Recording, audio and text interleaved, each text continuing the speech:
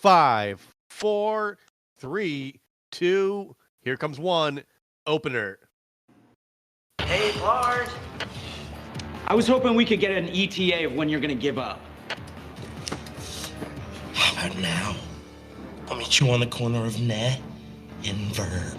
No. Yeah, you heard me. Never! All right, Dad. Hello and welcome to the worst movie ever made, an experimental movie podcast designed with one thing in mind: to find the worst movie ever made. I'm your host, Chris Ackman. I'm joined by my co-host and fellow mad scientist, Rob Scucci and Bob Hassick. Hey guys, how are you? And why are we doing Paul Blart Mall Cop? I think it was high time we did Paul Blart Mall Cop, because we've done a lot of Happy Madison films that that don't feature Kevin James, and they prominently feature Adam Sandler. This is like seeing what Sandler and co. put out as a media juggernaut that they don't necessarily star in, leveraging the fame from Kevin James, most well known for his role as what's his name? I forgot his name. Something from King of Queens. Yeah. Doug Heffernan is what I was trying to come up with. Yes. His last name is Heffernan, huh? Yeah. It's not good. It has heifer in it. I wonder why. It's not good. As Bob said off the air, Kevin James' stand-up is not bad. It's like family, like Jeff Foxworthy level stand-up. It's just, I mean, like you can take your kids to a stand-up show and like get a few laughs and not like upset your children.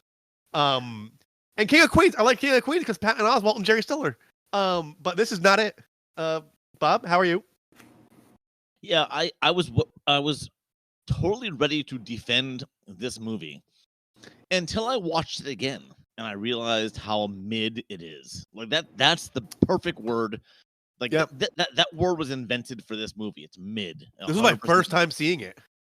Same. Oh no, I've seen it before because I was hoping for more when I first saw it as a adult, I guess. Whatever you want to call it. And anyway, I'm ready to describe it and all that shit. All right, let's do it. Let's do it. Hey, Bob. What are you doing over there? You know, it's time to explain the movie, right? You got to give us the best explanation.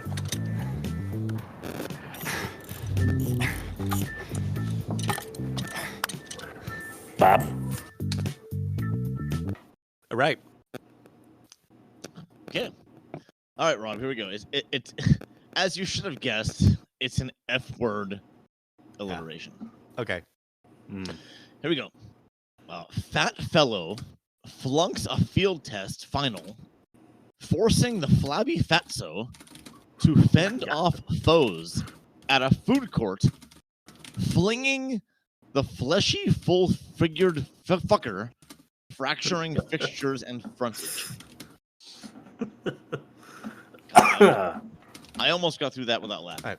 Fat fella flunks a field test final, forcing the flabby fatso to fend off foes at a food court, flinging the fleshy full-figured fucker, fracturing fixtures and frontage. Yeah, that's it. Good job. Cool. Sick, Rob. So, nice. We meet Paul Blart. We meet Paul Blart as he's failing the state trooper field test. Yeah. Then we meet his family and see him working as a mall guard, which he's been doing apparently for 10 years. And he has a love interest that is like would never likely blossom. No. Like that's very unrealistic. Yeah. And there's very extreme side characters who make the movie even less realistic than it already is. Like just extreme characters. Yeah. Yeah. A team of criminals plan to heist the credit card machines on Black Friday, which, according to the movie, totals $30 million. Yeah. I know. I don't know. That's kind of a lot. Then Blart's love interests and all the kooky characters we met earlier are kidnapped by the team, and Blart shockingly saves the day, even with the head of the SWAT team secretly in on the deal. It's not offensively bad, but it's as bad as any other Sandler produced movie. Like, it's pretty much par for the course for Sandler shit. Yeah. I only slightly disagree because I think almost everything Sandler is like total dog shit. Here's the thing: if it had a better script, I think Kevin James could have carried this. I think he did a great job acting in this movie. He's good at physical comedy. Like for a heavyset dude, he's pretty athletic, and like I give him that. Like because he was a wrestler and a football player, and like he does MMA and shit. Like that dude like knows how to fucking move. So yeah, that's not worth production. So let's say it after that. Gotcha. Yeah, well, just one last note on that. He failed the field test because like he did technically. But, like, he came off that rope with, like, a backward somersault in the air and was ready to pass that line. So I thought that he was going to be even more athletic and, like, capable. Yeah. But he's really not. So, anyway. Let's throw it to your YouTube comment, Rob. Oh, boy. Them brains will be squirting out in your ears. YouTube. Throughout history, philosophers have searched for answers to many questions, including the meaning of life, why are we here, and what our purpose is. And then on January 16th, 2009, a film was released, Paul Blart Mall Cop. This film changed everything in 1 hour and 31 minutes and answered every question philosophers had ever asked. In the struggle that was 2020, I studied this film to every extent possible. I spent day after day watching and taking notes trying to figure out why and how this film will go down in history as the best movie ever made. All of my research has led me to the conclusion that Kevin James's acting in Paul Blart Mall Call carried this movie to the legendary status it has achieved. As Blart navigates his way through the mall, taking out villains one by one, you can see that Kevin Jevin was born for this role. Never before and never again will an actor be as fit for a role as Kames Jevin in the role of Paul Blart. This film is life-changing. If you have never seen it, I implore you to watch this film. You will walk away a better person, and it's all due to Kevin Blart's role as Paul James. He wrote it. I'm guessing he wrote it. Rob wrote that. This was written by Liam Johnson. Damn it! Last year. And we're sure that's not you. It's not me. It was written a year ago. All right. Okay. All right. Worth an ask. All right. Let's throw it to test number one. Ain't that a pitch? Yeah. We're not cable guys. We're linemen. I told you I'm a lineman now. A lineman's you want around if you feel like the world's coming to an end. I told you I'm a lineman now. So you're a lineman. For being a lineman. It's not some boy. Well, then what is he? He's a lineman. So you're a lineman. Like you. Ain't that a paid camera? All right. I think it's back to Chris, or is no, it Bob? It's me. All right. Oh. Yeah, I start this week. All right. Because I finished last week. That's right. Yeah, you did. Yeah, we finished on semen, if you recall. Right. Bob's jizz bucket. Yes. This is my first attempt at actually describing the movie in the pitch, and I think it's good. Here we go. All right. Paul Blart is a mall cop and a failed state trooper. And if he fails to eat enough sugar, he'll go into a stupor. Blart hides out in stores and various nooks to apprehend skater and bike riding crooks. But this movie is about as funny as a malignant tumor. Yeah. Yeah. Fair. Which I don't laugh about very often. Yeah. No. It's rare. Yeah. It really depends on the context. Yeah. All right. Depends on the person, I suppose. Paul Blart is a man on a Segway, but things don't go well when his blood sugar goes cray-cray. He's in love with a wig wench, and his back flaps have big stench, but his police intuition helps him save the day, okay? Nice. All right. So I'm going to tie so far. Go ahead. Kevin James is fat. Funny, isn't that? Entire movie. Serious poopy. I'm mad because I'm fat. All right, Chris got me on laughs. But Yeah. I still think Rob is gonna win mine with a 4. All right. Okay. I was gonna go just for laughs alone. I was gonna go Chris 4.5. Me too. Damn it! I knew it. Fuck you. 4.5. Can we just get rid of this bit? We could. It's just We Chris could. cooking the books. It's just Chris cooking the books every week. That is so true. All right, but you know what? You might be happy I did later, and we'll see. A little foreshadowing for you when we do our comparison. Let's throw it now to test number 2, the most offensive. Sounds good. God. Okay.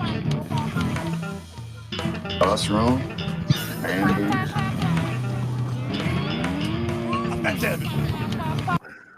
I want to see the Weinstein back. Oh yeah. Oh, I thought about it, but the Stein's dirty, and I didn't feel like doing the dishes. Gotcha. I do like old Harvey though. I'm gonna bring Harvey back out. Yes. I mean, you have to think of the production value of the Weinstein. I used to smoke out of a bowl called Taylor Hanson because it was a one-hit wonder. And then I dropped it and it broke. Well, I love that though. All right, so this is a test where we talk about all the shit that's like not PC anymore, which this movie had. Yeah, not personally offensive to us, but something that could be construed as offensive to an audience that's tuned into that kind of thing. Yeah, right. So we're going to compare it to the current season champion when we get there in our little offensive minigame. So you should keep your ears peeled for that one. Let's start with number 5. Okay, this is a theme on our show. Preeminent pipe logic problems. I think someone mentioned this already, like in our private chats. Yeah. But it is true. There is like a PacSun type store that has, for some reason, like industrial sized ventilation. Yeah, massive HVAC for the massive lead actor. Yes. Yeah. Exactly. Right. And it does hold him for a while. Yeah. Yeah. So yeah, we don't like it when you have giant ventilation equipment, tubes, what have you, when unnecessary. Also, when it's that moment.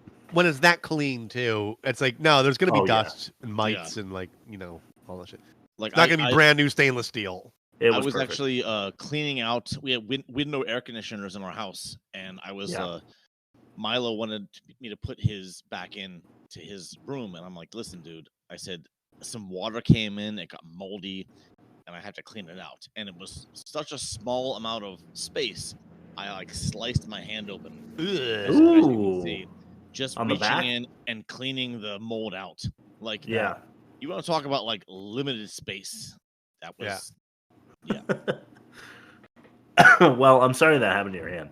I cut my fingers up once on the back of an air conditioner picking it up because it had those like very thin. Yeah. It was like a tomato slicer. Yeah. I know that feeling. All right, number 4. Punjabi pronunciation parody. Yeah. This, of course, is the guy Pahud, I think his name is. They really only have this character, obviously, because they think Indian accents are funny to listen to. And that's offensive. But he was my favorite character. I mean, he did. Okay, maybe mine too, I guess, but he's offensive.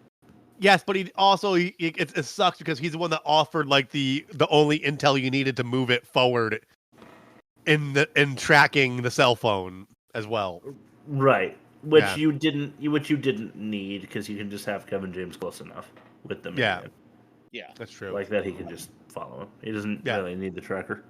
All right, let's go to a clip. This is our second of the day. It's number 3. We have here a clip called Profile. Here we are. Okay, what are you looking for in a woman?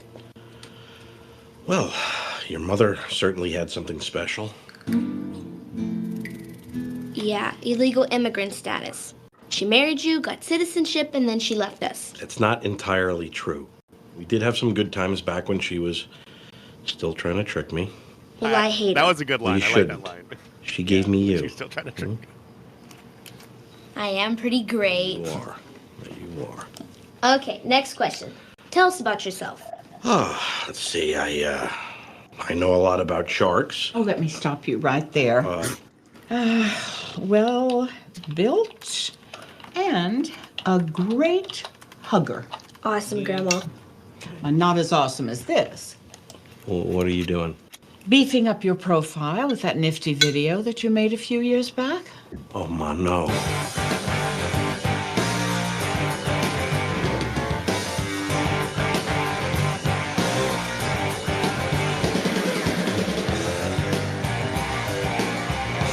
extra offensive to me because that's one of the greatest metal riffs of all time. Yeah. Frankenstein by Edgar Winter I Group. mean that is a dope riff. Yeah. Clean lick, I love it. But it's not what you think it is. I am upset about the boomer humor for the lazy consumer in that one.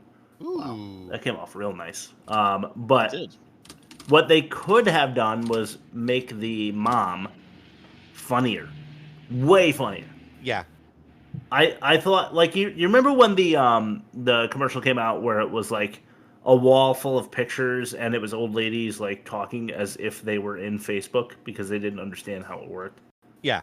And then the one old lady who gets it is like, that's not how it works. That's not how any of this works. And it like went super viral. Yeah.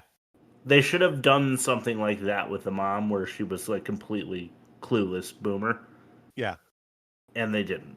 Missed opportunity. Like the screenshots of like old people on Facebook when like they're putting in their porn query as a status update. Yeah. Yeah. I don't know why that is.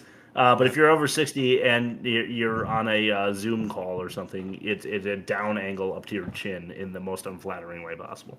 Yeah, my brother and sister and I were on a text stream today, like for 2 hours, talking boomer talk about my parents. Oh yeah, that's our side podcast, by the way. You need to check it out on Worst Movie Podcast Network. That's boomer humor for lazy consumers, right? Yeah. Yeah.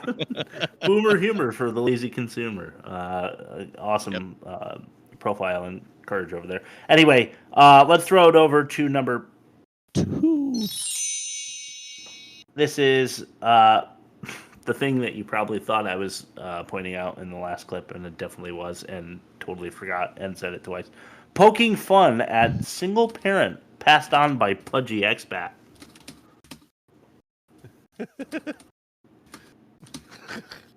So like, the whole citizenship thing, yeah. So the mom is not legal and marries Kevin James to get her green card. Yes. And then immediately leaves him. Yes. And then they show a picture of her on a mule with Kevin James on the back, like the struggling mule, like it's super funny with her fupa like she's hanging gigantic. over the. Yes. Yeah. She's big. So that's supposed to be funny. You know what's not funny about that? What? Everything? That they cast a fat girl on purpose to make it make sense. Yeah. Oh, you're right. That is bad. Yeah. Casting. We need an amorphous blob in a leotard to ride a mule. And make sure she's Hispanic. Because we need the immigrant. You're talking about the daughter, right? Yeah. Yeah, I agree. It's too bad. No, we were. I mean, it's too bad that the casting director was like put out a call for fat Hispanic 12-year-old girl. That's it's always unfortunate when shit like that happens in movies, but that's what it was. Yeah. So number 1. All right, I'm just stating the obvious here. I'm sorry, but it has to be number 1. It's Porky Prank's entire picture. Yeah. It's just not, at a certain point, it's not funny that Kevin James is fat. I'm sorry. Yeah. They are, instead of punching up the dialogue, they are punching down on their own protagonist, and I don't understand why they're like burying their hero at a certain point. Yeah. It gets so bad that like you're cringing so hard for the hero of the story that it's almost unwatchable in my opinion. Yeah. Was it Schadenfreude or whatever? It's like the secondhand embarrassment. Schadenfreude, Yeah, exactly.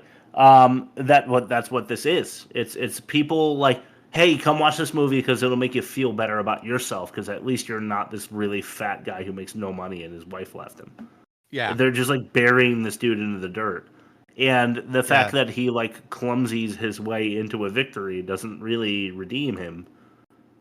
But I guess the marriage to the girl of his dreams does. But the girl of his dreams has absolutely no character either. So would she like him? Probably not, because she can get whoever she wants, because she's kind of pretty. And Yeah. But anyway, let's keep moving. Let's throw it to your ad read, Rob. I'm pissed. Probably because I'm fat. Garage Band. Well. Just what are you pretty little listeners doing out here with no 3 a.m. hot dogs? And to keep you company. Trying to keep you company. Today's episode of The Worst Movie Ever Made is brought to you by the sponsor who paid us a hefty sum this week to usurp emergency pickles. Hot dogs at 3 a.m. Wow. Here's a message from their CEO that showed up on my desk this morning. Hickory dickory dock. There's only one sponsor that's allowed to be shaped like a cock. We're biding our time while you're sucking down brine, so when you meet your demise, don't act like it's a shock. And then it's signed unintelligibly with what appears to be dried blood. So I guess we'll find out next week. Because I think. Okay. I think the pickle guys have there's some stuff in my inbox. I gotta wade through it, and I gotta talk to accounting, and you gotta talk to EPICS. Yeah. Talk to EPICS. Yeah, EPICS. I gotta see if they know about this. I don't know if they've received menacing letters from a proprietor of tube steaks as well, or if that was just a one-off threat. Yeah. Right. So we'll find out. More to come on this, I guess. Back to you guys. Very excited for that. For that. So thank you so much for upping the ante, so to speak. Hot dogs at 3 a.m. Yeah. That there is a special type of emergency that a pickle can't cure, in my opinion, because hot dogs are paying me enough to say that, and it's the 3 a.m. situation. Yeah, exactly. Where you just don't have a pickle, So maybe I can mitigate this whole thing, and we can get like some sort of collab going down the line. I mean, that would be fantastic. A little pickle, little hot dog, little hamburger bun, because you realized at 3 a.m. that you don't have hot dog buns anymore because you ate the last of them 2 days ago. So or you can make like a Chicago dog. Yeah, the coney, a little coney. Yeah, I like a coney. Yeah. If you have any leftover chili. All right, let's throw it to test number 3. This is the worst dialogue. What am I doing with my life? I could be doing this.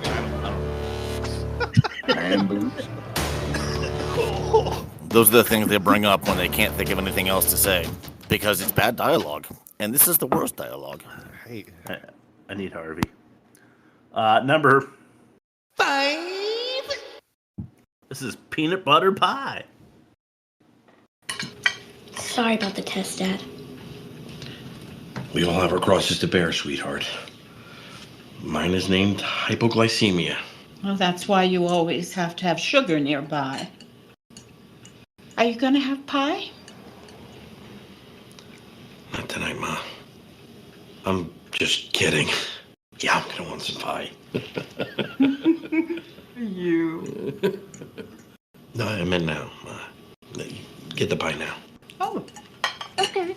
You said it, and I just kind of got that stuck in my head now. And can't really get it out. Pie. There we go. It really helps heal. And, not always, but sometimes you got to do like the kids say and just say, whatever. Kids don't talk like that. Some do, sweetheart. The older ones, okay? I hear them in the mall. That is incredibly unfunny. It's frustrating. This is the kind of fat humor that I'm talking about. That's very frustrating. It's punching down. Grandma spells out the fact that he needs sugar. Again, in case you don't get it. That was the laziest exposition in this movie. Yeah. They spelled it out so slowly for you. Like, let's make sure you don't need to figure anything out on your own. Let me just tell you what the situation is. Yeah. Because they know their audience. Yeah. The people that are excited about Paul Blart need to have things simplified. Yeah, I hate to say. Yeah, because they haven't heard of hypoglycemia and they need to know what that is. Right. But what is his tone? He gets really bossy with his sweet mom who made pie. Yeah. I know. Well, maybe he's not like that. Maybe it's because of his blood sugar, which they just established 3 seconds prior. It's not because of that. It's just that's totally true. But he turned it down first. I didn't feel like he was in a sugar panic. It's very inconsistent. I agree. Yeah, thank you. This movie sucks. Number 4. This is P.S. Look, I understand your sensitivity. I've had some issues with weight myself. Are you calling me fat? No. I'm just saying I've been down that road. I mean, I'm still on it. We both are, stranded. Let's face it, we eat to fill a void, right? But as soon as I started eating healthier, I noticed I wasn't so moody. And P.S., your skin's gonna clear up. Can you hold on to these? Sure.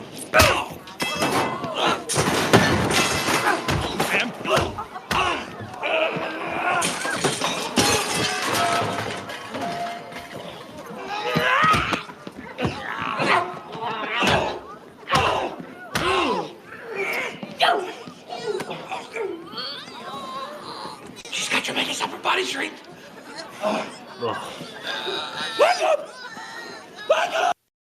Okay. No. Yeah. Terrible. Yeah. Absolutely fucking unfunny. I hate it. Number 3. This is Paul Blart. Ooh, it's in the title of the movie. Yeah, we did it. Diane, we got a 911 operator connecting to some guy named Paul Bart. He says there's a security officer in the mall. Hey, Blart? He's one of my guys. Paul, this is Sergeant Howard of the West Orange Police Department. The mall has been taken over and they have hostages. I need you to exit the building immediately. We don't need any wild cards in this situation. Copy that. Never been a wild card. Unless you consider the game of Uno wild. No. Blart, can we focus here, please? Yes, sir. On my way out. That is not a joke. That like literally, that wasn't a joke. No, it didn't make was any a sense. plug. It was a plug. Was it? I don't know. Like, is that game maybe I don't. the advertising? I don't think so. Probably not. They were like, what? How can we make wild card a joke? And then they were like, well, they are in Uno. And then they were like, okay, think on it for a couple days, get back to me. We got nothing better than the wild card from Uno. All right, let's write it into the script. Yeah. It's not a fucking joke. Yeah. Oh. Yeah. Number 2. Bart. Tell him to bring SWAT. There may be hostages.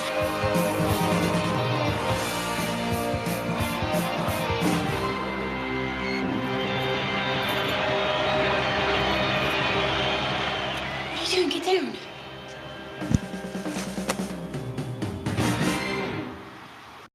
Oh my god.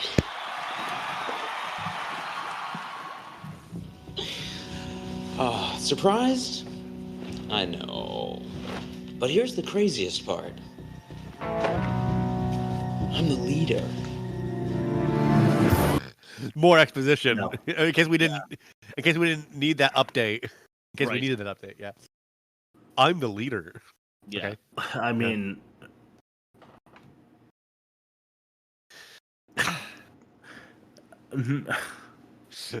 number 1.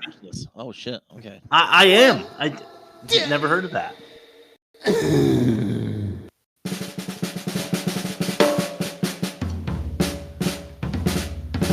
You know what?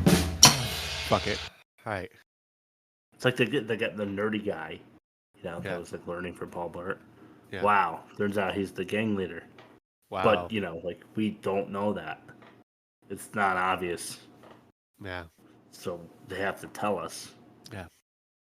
So that we know that. This is called Projectile. Hey, you, scuba doobie doo.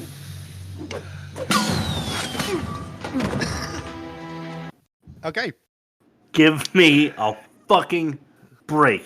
It made no sense. No, it didn't. Yep. Scuba doobie doo. Doo. Yep.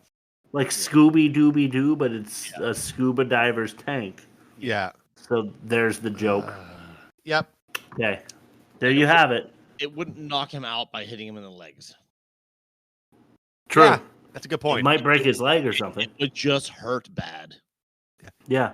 If it even made that trajectory, Yeah, you're right. It might have gone off like a balloon or something. Yeah. Yeah. For all we know. All right, let's throw it to Bob. This is go ahead. Sorry. That's it. I'll send me the worst Well, production. All right, test number 4, the worst production. Bob called. How'd you know? It's him. Oh. God, it's him. Production. All right. Oh, All God, right, it's him. Chris, you're gonna love this because it's what you've been saying, and I'm gonna say it, but in a different way. The worst production this week is reliance on physical comedy. Yes. Mm-hmm. So we all know that Kevin James is out of shape. Okay, there's no question there. Though, much like Chris Farley, he's still strong enough, and this is to Rob's point, he's still strong enough and agile enough to like pull off physical stunts. Yeah. But is he good at them? Not really. And an audience has to have like an affection for his style of physical comedy for the movie to work well. Now, Bob, you're so right. What we get in this movie is a Home Alone style movie where the kid is replaced with a mall guard, like someone you wouldn't expect to be able to fend off criminals, right? But Joe Pesci and Daniel Stern have more of a gift of physical comedy, but also the Home Alone movies were shot better for those gags. Like the camera angles and the camera work in Home Alone just works better for those gags.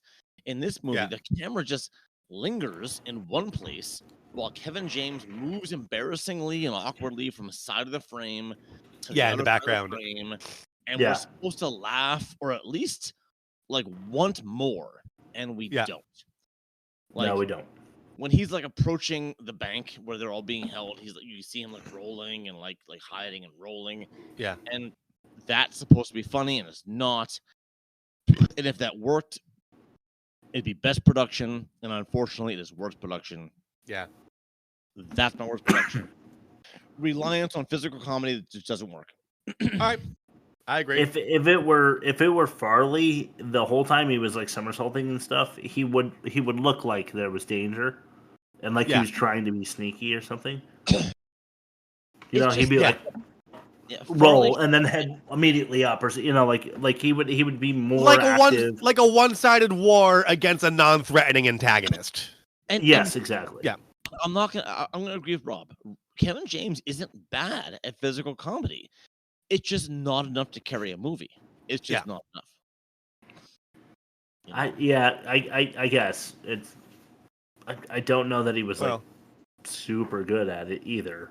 But I did say earlier that I thought he did a good job as the character. It's just the character blows. I'll use the word competent. I think he has the ability. He's just not good at it. Yeah, there's that's a fair assessment. There's a distinct difference, and he doesn't. He's there, but not there enough to carry a movie. Yeah. All right. There it is. Couldn't agree more. Test number 5, the worst acting. Well. Just what are you pretty little things doing out here with no man to keep you company? Oof, that's some really bad acting. It fits right in with the worst acting. Right. Number 1. Position. Slap it, honor it. So, what made you want to pursue security?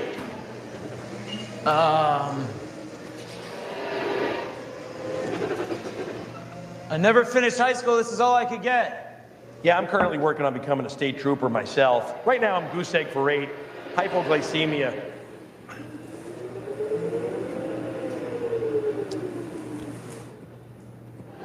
Confusing, right?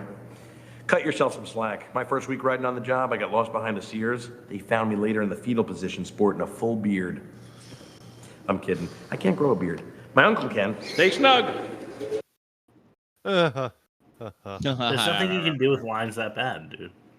There's nothing you can do with lines that are that bad. Yeah. Number. Ignore them. 2. Yeah. Ignore them. Ignore them. That would have been amazing if Kevin James, the actor, ignored those lines. Just rolled up on his Segway and was like, pass. Nope. Number 2 is Party Time. Oh, God. Told my mom everything about us. What are you talking about? You're acting coy. Come on, natural. No. No, I'm sorry, Paul. I don't know. Oh, snap. Papa the Weasel. So happy!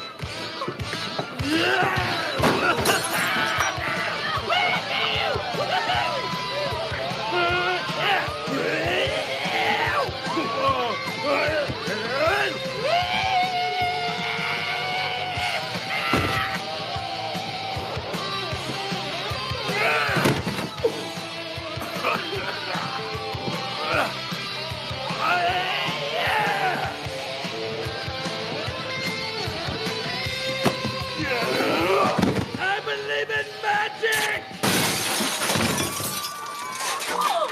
I was just taking a picture of how disgusted we all looked during that clip. Thank you. Yeah. Can't wait to see that. So, like, here's the thing I don't get. And this is catch-all territory, but I don't really do the catch-all. I kind of just, like, jump in. But, okay, so drunken disorderly conduct, I guess, like, aggressive flirting with someone who works for the same company you're working for, diving through a window, yet he still has a job the next day. A. Yeah. And B, this movie starts 2 days before Black Friday, which means, like, he met this girl, like, after shift. Like, how much could he have told his mom about her? Yeah. True. And he's not hungover on Black Friday. And Black Friday is not a big deal. Ever. It was back in the day. There used to be a death counter online. It was pretty sweet. No, I know. But in this movie, they set you up like Black Friday is going to be a big deal in this movie. Yeah. And then it doesn't matter at all. Yeah. Like he's barely just... does, yeah. Yeah. Like what happens that's Black Friday? It's just as crowded the day before. Yeah. Yeah, exactly. There's no measurable difference. Which Yeah. really bothered me. But also, for more catch-all stuff that I didn't write on my catch-all, she would have had the ick. Yes. After this. He would have been non-redeemable. Irredeemable, I guess is the word I'm looking for. Yeah. She would never, ever, ever like hang out with him again after this. Yeah. All right. Let's move it on to number 3. This is Pass It On. Brooks, most miserable in the hostages. I couldn't get him out, but I know who the leader is. It's Feck.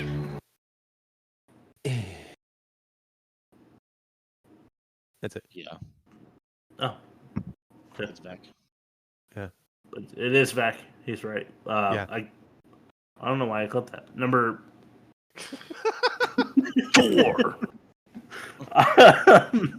This is this is Pahud. Yeah. It's not over yet. Yeah, I think it is. Now, the only thing I need are my codes, which, judging from your text messages, you have been so sweet as to enter them into your phone just for me. You think I'm gonna carry the phone with me that actually contains...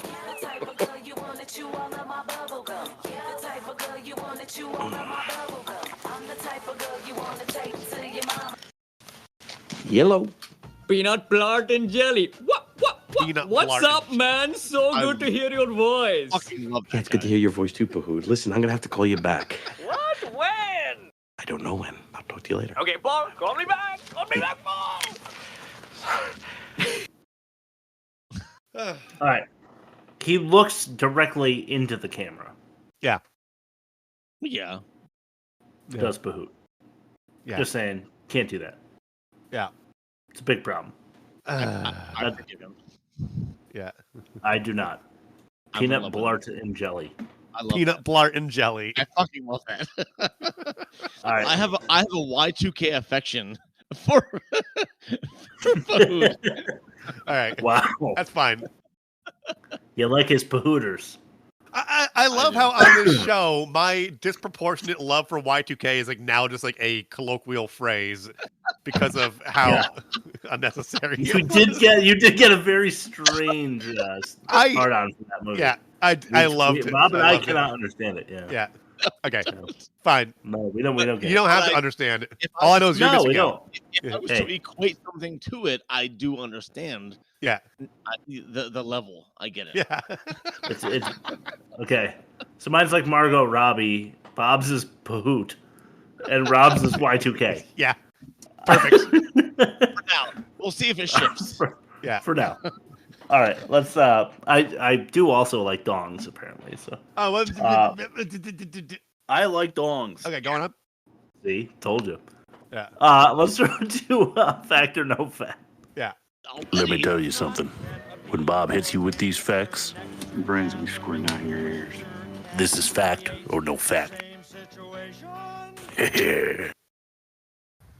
All right.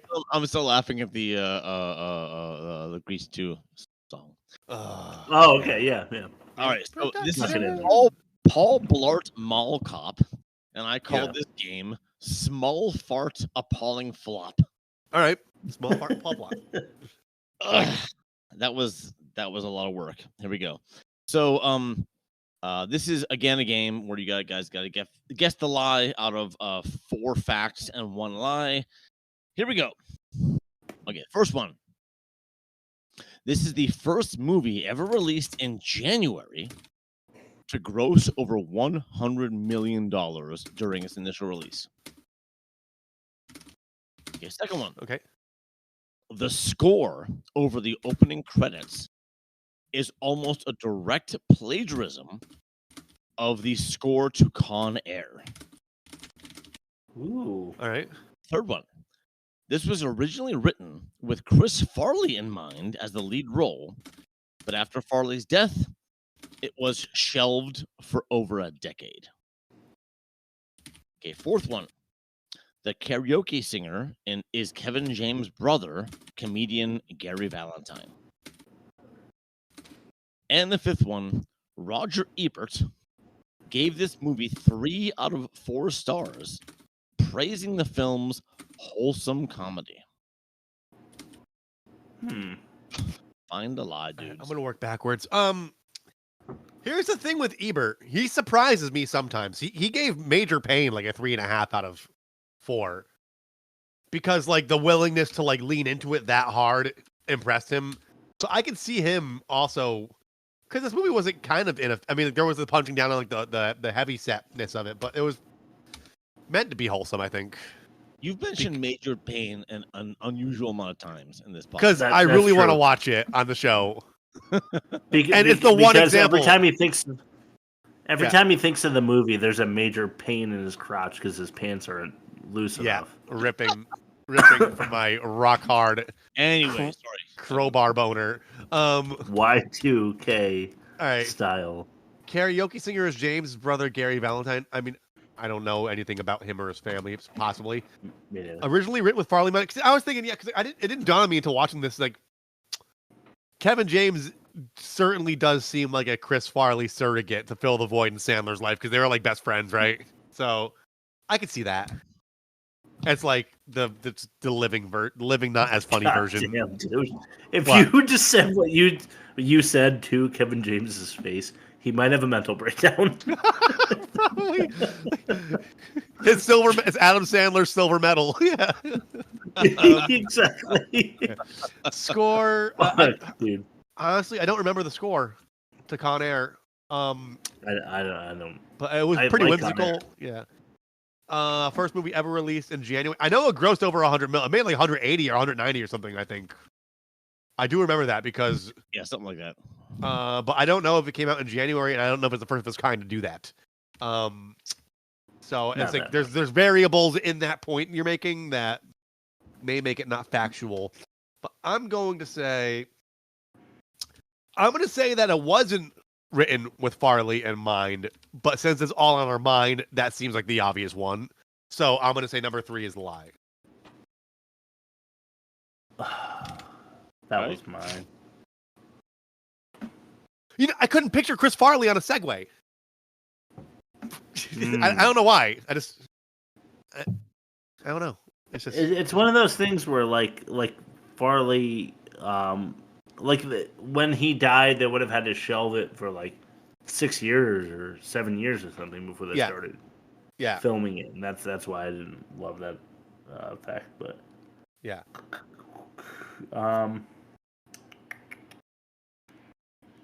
By the way, I think the movie made 128 million bucks over box office. Right. Rob was closer. It's in the 190s or 180s. It's up there. No. I'll look it up after the contest. Yeah, it's up there. Nah. I'm gonna double down. I just agree too strongly that it wasn't written for Chris Farley. It would have been written better for Farley. Yeah. Yeah. Okay, so this came out in 2009, right? And it was the first movie ever released in January that made over $100 million during initial release. 183. It was the first film of 2009 to gross over $100 million at the box office, and it was the highest grossing Happy Madison production ever that didn't feature Sandler. Wow.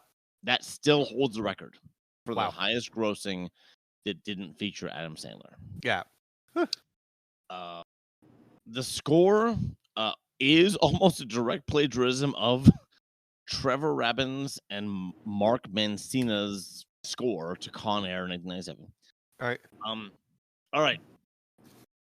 Chris, don't freak out. All right, you both win. Listen. Yeah! Woo! Grown-ups. Now listen, Grown-ups that came out the year after this was originally written with Farley in mind for the Kevin James role. But Farley's death delayed production for over a decade. Oh my god. So do you think they were waiting for the perfect like silver medal in the form of Kevin James to like introduce him as Paul Blart so they could get him into Happy Madison? Yes. And then like fold him in. 100%. I'm totally in on that. I completely agree. You're probably right because they had it in production in like 97, 98, and then he died. And you're probably right, But yeah, Kevin James's brother Sandler. Kevin James's brother is Gary Valentine. He plays the karaoke singer who's singing with a long receding hairline. Yeah. And Ebert did say that this had 3 out of 4 stars because of his wholesome comedy. Fucking Roger Ebert, you fucker asshole. He's weird like that. Like I said, it's the Major Payne effect all over again. I'm happy for you guys, mostly for Rob because Chris botched the pitch. Let's move on. What the fuck? All right. I did not. I made you laugh. What was I going to say? That something interesting, and I'll think of it later, I guess. I don't want to hold up the pot. Let's go to the catch-all. Fuck, I win. Yeah. And so did Riley. Get the hell down from there! Don't worry, I'll catch you. Because this is the catch-all. Bill, training grown tigers naked in a meat suit. All right. I remember what I was going to say. All right. Sandler's like, all right, we've come up with this entire movie for Kevin James. Let's see if he can be Chris Farley because everybody else has failed. And then Kevin James does the movie, and Adam Sandler's like, competent. He's just got a legal pad. It's just written down. Yeah. All right. Me or you, Bob? I want to give you the option. E-Pix or 3 a.m. hot dog? Take your pick. Please go. All right. My number 5. This is prime piss me off cringe. Totally predictable and completely unfunny. And everything about this I hate with my entire soul. Yeah. I just want to put that out there in case you were wondering whether or not I was like on the fence as to whether any joke in this movie was funny.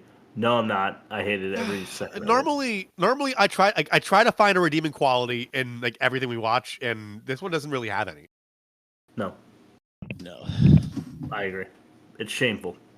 So my first one was going to talk about hypoglycemia, but I feel like I don't know enough about that. So I'm going to skip the hypoglycemia, even though it seems like an overreach. And I'm going to say right away, agreed. I'm sure you all agree with, and we talked about in the last episode, crashing through glass. Yeah. Yeah. First of all, you might be dead. Crashing through glass and then not being able to crash through glass is inconsistent. Yeah. And really too much ease in breaking glass, like especially in the elevator scene. Like they crash through the glass in the elevator. Yeah. And the elevator would not have glass that was that fragile. Yeah. And then the glass that was blocking the store, he couldn't break by running into it, but apparently running his Segway into it was okay to break. Segwaying into it, yeah. It was inconsistent. It didn't make sense. And even if he did do that, he'd be cut into ribbons. Let's just say that. Yeah, he would. He'd be in pieces. Again, I don't know if I mentioned this last week. I'm pretty sure I did, but like some guy tries to break into his own house by punching his window and then kills himself by slitting his wrist on glass. Yeah. And then freaking out and dying. It's absolute dog shit. I agree. Yeah. Okay, so my number 4. How did he know where her car is in the parking lot? That was troublesome. But cameras, I guess, yeah. Didn't he follow her? But I mean, maybe he dropped her off via Segway to her car with no directions, nothing. He just drives her straight to her car. But also, I mean, you guys, have you ever worked a restaurant job? Yeah. A retail job? You know what they don't want you to do? What's that? They don't want you to park in the 4th parking space. True. Yeah, they want you parking like where your car's more likely to get stolen. Right. They don't want you taking prime parking spots. She's in the 4th spot. But she's new, if you didn't catch that. She's like just started the job. I feel like that's semi-appropriate. It's her wig shop, right? Yeah, so she's a contractor who's vending out one of She them. knows. Yeah. I don't know. She knows, but not mall rules. Anyway. She's got like 69 Mustang. I'm going to agree and disagree at the same time. Yeah. Bob, you're defending the movie. You're giving it too much credit. I can do that because hit your bingo cards. Bob did it. Rob didn't do it this week. Bob did it. The first time I watched this, I kind of liked it, you know? So yeah, Bob's got a little something for this movie. I don't understand. I do. I agree. Yeah. I do. All right. So I don't want to double up on my things. So I'm going to. So I think your thing is doubling up right now, thinking about Paul Blart for some reason. So this is something I just read. The elevator scene when they were like fighting on the elevator, that was actually filmed in a different location than the mall. Like they filmed entirely in a mall in, I forget where it was. It was somewhere in Midwest. They give it credit in the credits. Yeah. This is the one scene that mall would not let them film. They wouldn't let them do elevator stunts. So they had to do that somewhere else. And I just want to point that out. That's all. Probably a big liability thing. Yeah. Oh, totally. Because like the skateboarder villain, goes up a Christmas present ramp or something, and then skateboards his way onto the elevator. Where he smashes exactly. It's like totally insane. Up a ramp on a skateboard is pretty crazy. Yeah. Speaking of which, my number 3 is skateboard and BMX villains. Come on. Yeah. What are we, 11? In defense, I can't think of a faster way to get through a mall. I mean, Heelys. Yeah, but also smooth tile. You're not going to be able to there's not enough traction to skateboard. Bike, maybe. But you'd be sliding all over the place on the skateboard, I would feel. I think we proved that last week. The fastest way to get through a mall is a minivan. Exactly. A minivan covered in hairspray. Yeah. Just drive your Astro straight through the mall. You're good. Yeah. Four-wheel drive. Passion purple. You're ready to go. Passion purple, I think, is the color of Bob's penis for this movie. Yes. Throbbing purple penis at this point for Bob when it goes to Paul Blart. All right.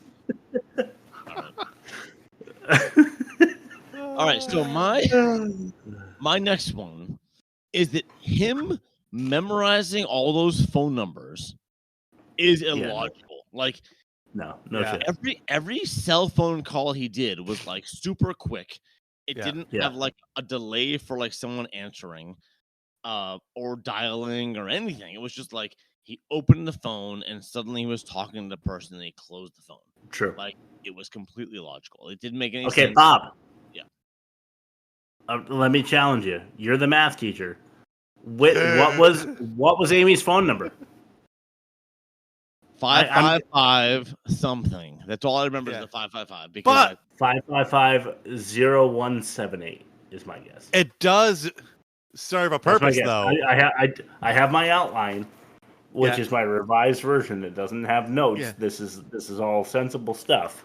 I didn't write down her number. I think it's 555-0178. Okay, Mr. Math Teacher. It serves computer science. It serves a purpose because let's just go. He memorizes the phone numbers, and that shows that he could retain a sequence of numbers. So when he sees the glow paint on their arms, he can also Rob remember that. Bingo card. I'm just saying that's what the intent. I'm not giving it credit. That's what the intention was. It wasn't done well. Isn't memorizing it though, because he's like cutting her off as she's saying her phone number to him. He's like, but also, what did he type them into? What app was available on those phones that stored data? Like, did he have a notes app? Was it just like, was he storing contacts? What the fuck was? Yeah, exactly. Yeah. That's. I didn't think of that until just now, but that's true. Yeah. What app exactly was he using to write down those numbers? Yeah. That actually was easy to access and easy to store. Well, the credit card skateboarder cyber villain storage app. The fact that you took that long to come up with that just shows this bullshit. I just don't think you have enough blood left in your brain because it's all in your penis right now for this movie to understand that joke. Because this movie, it's not true. Okay, it's true. Bob loves this movie. He's so hard right now. Number 2. They would never leave the keys in that van. Yeah. Right? Bob? You mean the sweepstakes van in the middle of the mall where anybody can they wouldn't grab the keys and turn them in the ignition? Right. Like, all you have to do is open the door and you have a free van. They totally wouldn't. I agree. They would. A free van and an act of domestic terrorism in like the blink of an eye. All in one. Yeah. Yeah. I don't know. Like I definitely don't think they would leave the keys. Yeah, I'm with you on that one. Yeah, fair enough. Good, Bob. All right. Let me think which one I want to say. Okay, so I'm gonna say the lead villain would it's appropriate that he's bumbling through this heist. Like pulling off something this big would be super impossible, I think. And it would only make sense that he's coming up with like problem after problem after problem, because honestly a heist like this would be nearly impossible to pull off. So I feel like that was actually I'm giving the movie credit in this case. Like I feel like that was actually made more sense than having him be a mastermind like Hans Gruber in Die Hard. Yeah. Like it wouldn't come off as clean as anyone would think. Because that's a very difficult job to pull off a whole heist of a mall on Black Friday with a team of young people. It just wouldn't happen. Yeah. That's my opinion. All right. Well, there goes Bob giving the movie too much credit. I don't actually know what you just said, but I'm assuming. Where were you? That I don't know. I accidentally bumped into my microphone and it set the. You see these headphones? Yeah, I do. I do see the headphones. Yeah, I think these are called Blue Turtles. They were made for the PS4. Okay. That's like 11 years ago. They look kind of fancy because they got like this blue inlet around the foam, and they're not. It cost me $60. Yeah. Okay. Back then, I don't have good headphones. I should stop being a lazy shit and like go get good like headphones from. Well, what Bob was saying is the heist was far too convoluted and complex for the team that was established to even begin to consider thinking of carrying out. Yeah, I mean, like if you're really good at skateboarding up a wall, you're probably not really good at gathering credit card information. Yes, I agree. Right. Yeah. All right, my number 1, Daddy. Fat guys actually don't make for the best competitive eaters. Do you want to know why? You want ropey? I have heard that. Yes. Yeah.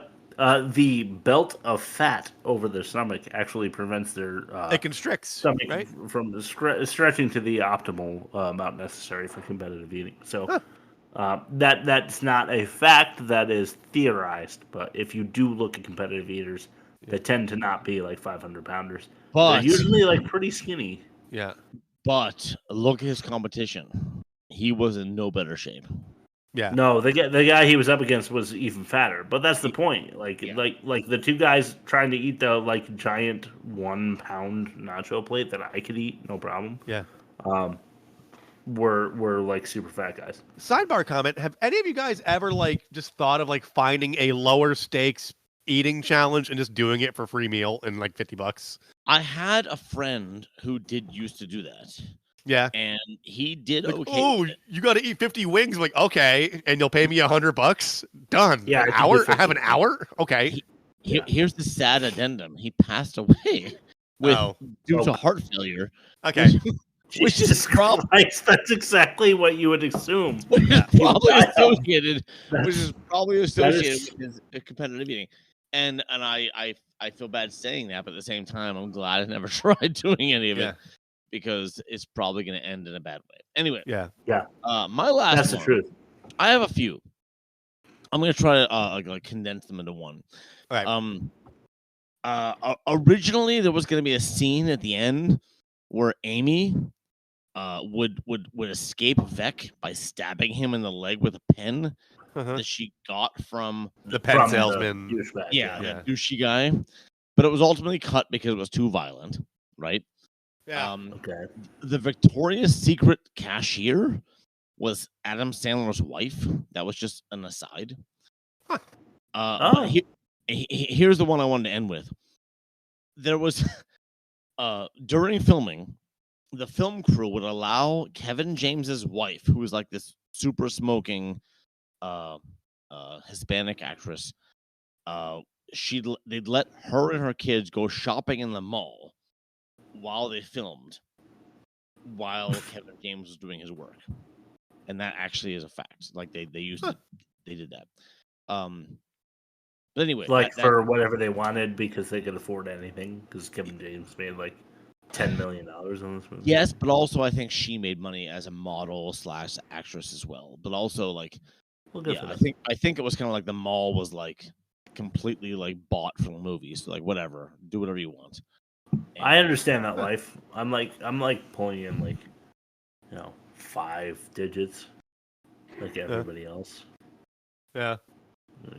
Go end it. How you doing as a math teacher? You doing okay over there? A math teacher? Yeah, I'm mathing well. I math. Yeah. Fuck you. Anyway, let's start to what we're watching. I feel like Bob hates me.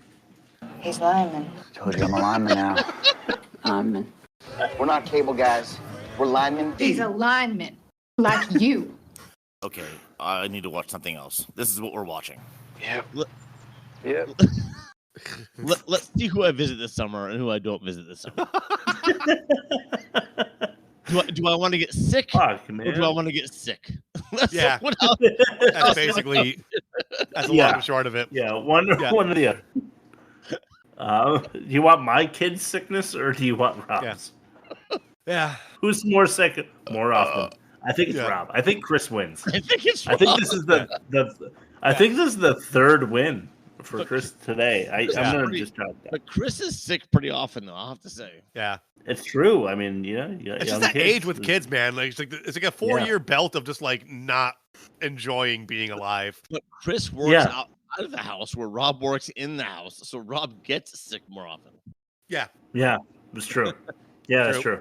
I'm away from my kids a little more. Yeah. So Rob wins the better father contest. Yeah. Number one for me, RoboCop. You guys ever seen this one? Yeah. Which one? Great. The first one? The original? The first. Yeah. I love RoboCop. Me too. Oh, thanks, Bob. It's great. We're driving. Come see me. I'm in Milford. Get in. Yeah. Cool. I really enjoy RoboCop, but also I watched it because I am playing what is my number 2. That is RoboCop Rogue City, the video game. It's not that good, but it's super fun. But are there segments of I'll buy that for $1? Like, come on, that has to be in there. Otherwise, it's not a RoboCop game. Okay, I just started, so not yet. But Murphy is like the automatronic, like, Roboton humanoid cop thing very well. And obviously, you are him, so you get to like use the like scanning devices to shoot enemies and stuff. Like, cool. That part is kind of fun, and I'm just enjoying it. It's like when you used to go to the art, like the carnival, say. And they had the thing where, like, you had a, like, buckshot little BB gun, and then, like, little targets came up, and you were actually shooting it with real BBs. That's, like, kind of what it feels like, you know, with this game, which is why I like it. So, that's what I'm doing. A lot of RoboCop stuff over here for the next couple weeks. Go ahead, Bob. All right, I got 2. So, one, I forget what platform I watched. I think it was Tubi. It's called Hesher from 2010. Joseph Gordon-Levitt. I think you guys know him. Yeah. Yeah, I know. His character name is Hesher, and in the promo, it's shaped like the Metallica logo, like it's like the sharp. Okay. Yeah. Points. Yeah. He's a metalhead with long hair and who rarely wears a shirt, and he moves in with Rainn Wilson's character. Okay. From The Office. And Rainn Wilson's son. And his Rainn Wilson's wife, the kid's mother, recently passed in a car accident. They were all part of. And when I say that Hesher moved in, he just like followed the kid home from school one day and just never left. He uses their laundry. He eats dinner with them. It's truly weird. And he does all sorts of impulsive shit, and usually attempting to like help the kid like navigate being taken advantage of. Like, he's trying to help the kid with his like awkward preteen years, but he makes things worse every time. Natalie Portman actually shows up also as a cashier in a grocery store. Okay. And also like joins this whole social network of people. It's fucked up. It's weird. It's kind of funny. It's definitely dark. It's called Hesher. I honestly recommend it. It's not great, but it's better than most of the shit I've seen recently. Let's just say that. And it came out in 2010. So take that for what it's worth. And then I finally watched Suburbia, which came out in 1983. Uh-huh. This was a punk as fuck movie about runaway teens, usually victims of abuse and or neglect, who moved into an abandoned house and live on their own. Like, it's an abandoned house full of just like runaway kids. It's really bad acting and for most of the cast, but it's Roger Corman produced, so it makes sense. It makes sense that it's going to be bad. I recommend it for the soundtrack only, and the fact that RC Cola is in it and Flea is in it. Yeah, that's what you were posting. Okay, yeah, he's in it. It's awesome. It's not good, but it's awesome. Like, if that makes any sense. Yeah, I totally recommend it, but not recommend it. It's if you're into, I will definitely never watch that. If you're into like, this is punk and this is good music, and I'm gonna see what people did with no budget in the early 80s with Flea, then watch it. Otherwise, don't, and just say that I heard about it. Is it like is it a Gleaming the Cube kind of vibe? Worse. Okay. All right. Cool. It's really dark too. Like. Yeah. Well, themes around I've it heard are pretty about it. Yeah. I've heard about it. Because Bob, you heard about it from Bob, right? Yeah. I mean, all right. Doesn't matter when you heard about it.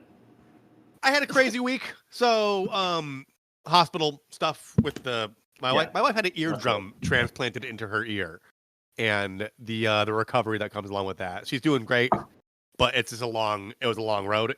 So I've been watching a lot of horrifying body cam footage on YouTube, as I had been watching last week, and then I've been palling with the kids a lot. I've been working like off peak and just like kind of hanging out with the kids. My sister-in-law's here to help out a little bit. So I watched a lot of the Plankton movie, and I'm getting really tired of like the usual rotation of stuff my kids are watching. So I've been trying to fold in some more Rocko's Modern Life, Cat Dog, and Angry Beavers. Oh yeah. Okay. Yeah, so that's all I've been watching. Basically, horrifying true crime on YouTube, and then 90s Nicktoons. Yeah.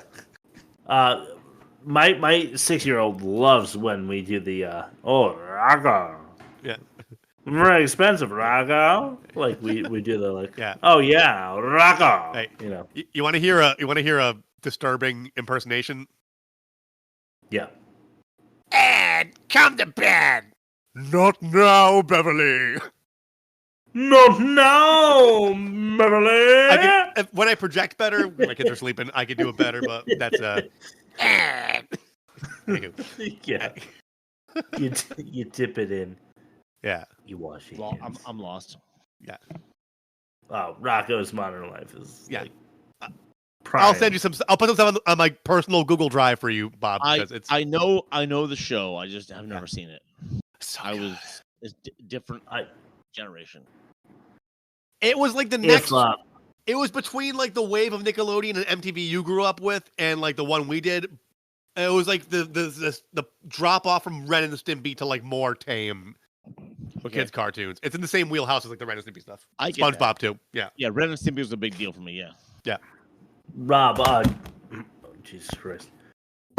JCS Criminal Psychology just dropped a new video. Oh, I'll watch that tonight. Sweet. Yeah. So look up JCS Criminal Psychology. Cool. It is the gold standard for all of these like narrator like body cam interrogation room stuff. Yeah, interrogation room shit. I love it's that the shit. gold standard. Yeah. It has 5.5 million subscribers. Yeah, it's great. And I don't have any idea who the guy is that like runs it, but it's like the narrator who used to be a detective or whatever. All right, let's throw it to bad credit names. Yep.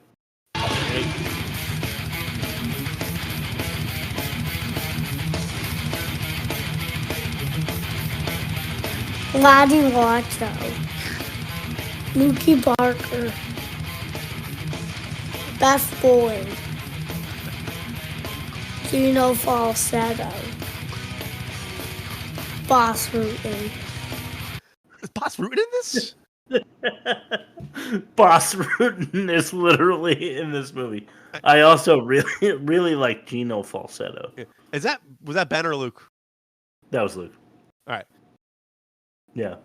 I was just like, say these names after me. And then I was like, Gino Falsetto. And he was like, Gino Falsetto. And then I, like, for all of those, just like clipped me out of it and then just threw them together. Yeah. Smart. Like, That's the way to do it. Took 10 minutes, No big deal. Anyway, offensive minigame. Sometimes things sound offensive. Hell, training grown tigers naked in a meat suit. But it's for us to figure out if it is or not with the offensive minigame. All right. So this is Munchie. Yep. Or Ball Blood Mall Cop. Okay. Oh, gee. Let's see. That movie's so bad. Dirty Deloise. Okay. Or Punjabi pronunciation. Dirty Deloise. Deloise. Yeah.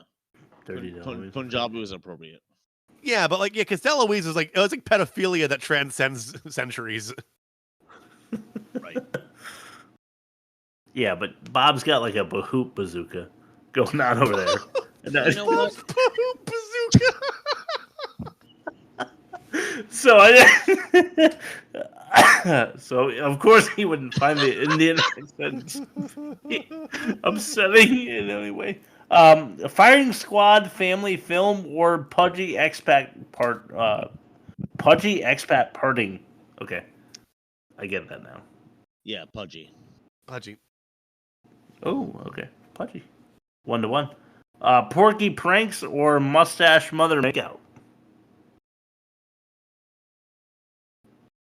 Pudgy I'm gonna go the mother makeout. It's so weird. Ooh, Chris. Porky pranks.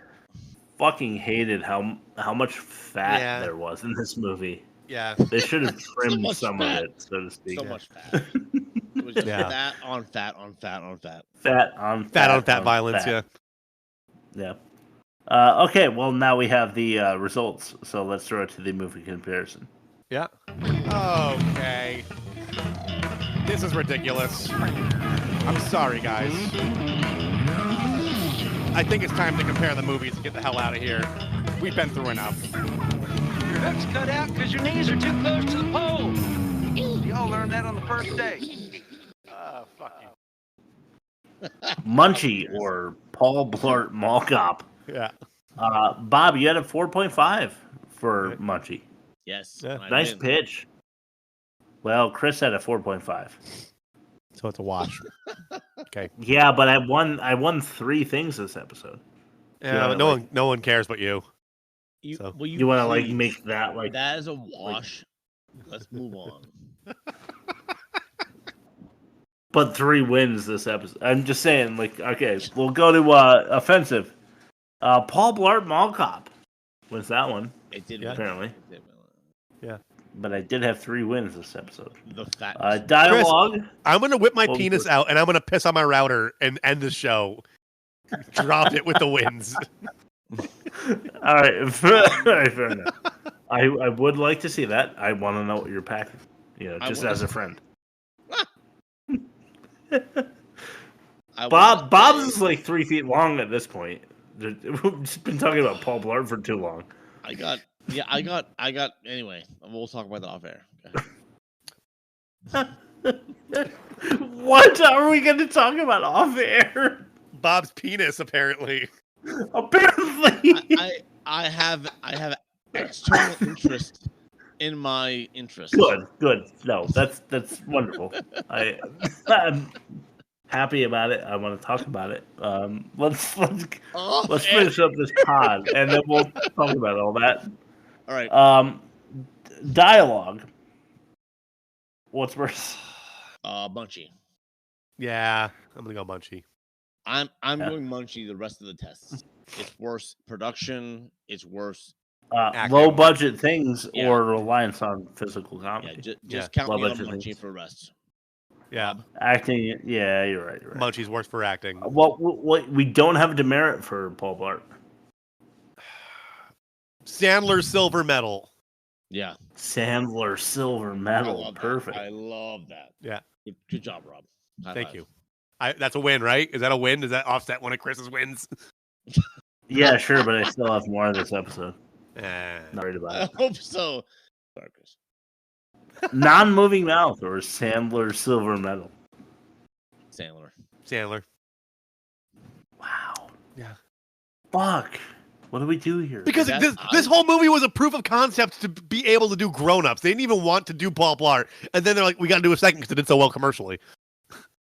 And it did. It really did. It made tons of money. 182 million. I looked it up. Yeah. Yeah, he's right. I thought it was 128. It was the reverse of the second and third number. That's your sex. Would you rather watch Paul Blart or Munchie? Paul Blart. For comedic value, Munchie, but Munchie's a worse movie. So I'm going to say Munchie should win. I enjoyed watching King of Queens when I was like growing up, and the familiarity of Kevin James I would prefer over Dom DeLuise. I agree. So I feel like Munchie should be worse. It is worse. Munchie, I agree that Munchie should be worse. Yeah. To tie, we all agree that Munchie should be worst. Yeah. Yeah, because I'd rather watch Paul Blart. Yeah, it's worse than this season. So next, anybody have the poll results? It wasn't the one I wanted. I wanted Time Cut, which is a Netflix movie about Olive Garden, apparently. I mean, as happy as I would be to unload on Olive Garden, like I'm an also unlimited. happy to You want to watch- unload like an unlimited amount, right? Yeah, like the first course at Olive Garden. I want it to be like endless. Yes. Let's see the That soup salad. archive. John Carter beat Time Cut 60-40. Wait, John Carter? Isn't it like a popular movie? Do you know Popular why? doesn't mean good. No, it looks like a caveman and a bunch of weird like things with tusks. I gotta look this up. This is arguably the biggest box office blockbuster flop ever made. Okay. Disney put like 300 million into this and got back like 40 million.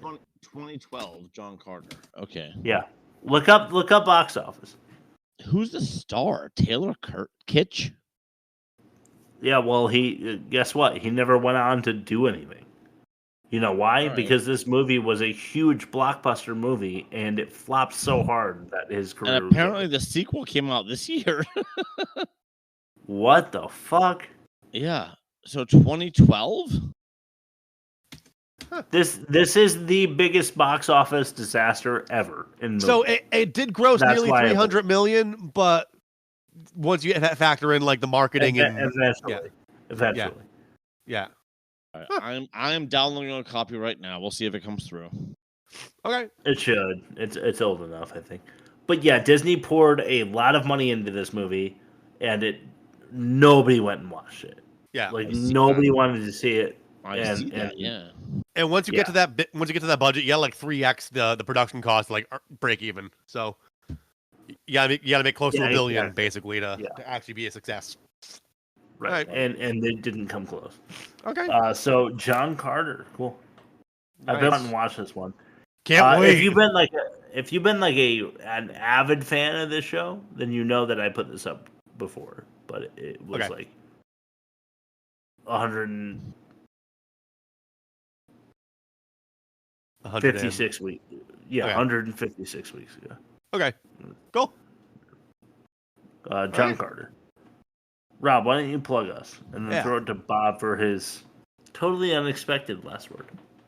You can find us at www.theworstmovieevermade.com. We are on all the streaming things. We are on YouTube. We are on Instagram, and we are on TikTok. We are everywhere you want us to be. We're like magic. You just gotta believe in us. So check us out. This is our 202nd episode, so there's plenty more where that came from. We do good movies occasionally. This is we've been doing this for 22 seasons, guys. So we have a lot of stuff. We got a big backlog, a big booty backlog. Stay tuned next week to find out if our hot dog sponsor and our pickle sponsor, who are now at odds with each other, find a way to either reconcile or fight to the death. And I will turn it over to Bob for his last word after I say www.theworstmovieevermade.com. We'll see you there. Bob? My last word this week is in the form of a joke. Okay. Here we go. What do you call... Oh, sorry. What's the difference between a cardinal that is trying to rig the election for Pope and a 1940s American gangster attempting to purchase a newspaper? One is trying to buy the papacy, and the other one is trying to buy the papacy. You stuck the landing. I did. Wow. It had to be verbal. Trying to buy the papacy. Yeah. Baby Farsi Zach. I sent that to Dave, and he just sent back a text with a video of him going. No, right on. It's extremely smart and not. It's a good joke. Funny. Yeah. I love it. And that's like no, like I want to give him I want to give Ruben Solo like a ton of credit for being really smart. I don't want to give him a ton of credit for being funny. I'm going to tell you my. Did you watch his special, Chris? Yeah, I did. And I loved you didn't like it. I was like, this guy is incredibly smart. Okay. But I was not like, this guy's incredibly funny. All right. But did you say he was brave? I'm sorry. I just couldn't laugh. You know, like I was trying really hard. All right. I wanted to. I couldn't. Me and Rob. I wanted to have a giant 3-foot purple. You know, like I like dongs. All right, I wanted to have Bob's Rob, if he comes giant States, 3-foot Paul Blart boner. Yeah, but I just couldn't get Rob, there. If he comes to the States, we have to come together somehow. Oh, figure it out. That would be sick. We're the only ones will be sick. It is not because I didn't appreciate him. Like I really did. I understood why he was so cool. Like I think his brain works skewed and in a really interesting offbeat manner, and I like that a lot. But I just didn't think the comedy was actually that funny. Right. Yeah. I respect that, Chris, even though I don't agree. Well, I mean, that's okay because you're older than me. Yeah, what do you want? Like, you know, applying too much math to the human. I will still visit you regardless of your opinion of my age.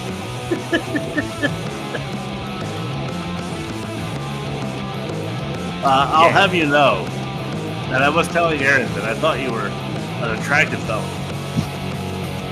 Apparently, some people do think I am. You are. I didn't. I feel safe in your arms. Yeah. I would too. Did you share that text with her? Did you share that text message? No.